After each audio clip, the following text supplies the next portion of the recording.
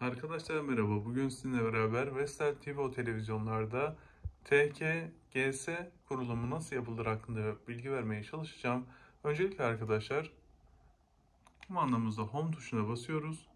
Daha sonra buradan sol tarafa gidiyoruz arkadaşlar ve buradan ayarlar seçeneğine gelip ok tuşuna basıyorum arkadaşlar.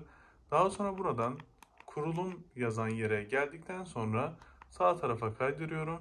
TK-GS kurulumu yazan yere geldikten sonra ok tuşuna basıyorum arkadaşlar.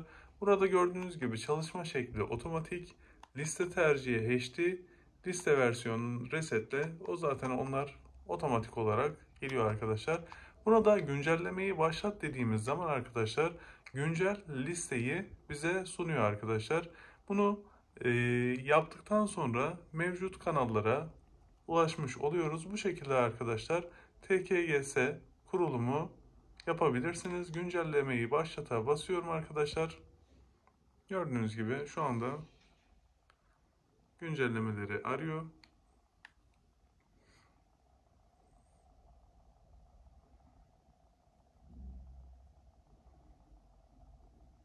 Kanal listesi zaten güncel, indirme işlemiyle devam etmek istiyor musunuz? Hayır diyorum arkadaşlar. Zaten şu anda mevcut durumdaki kanal listem güncel.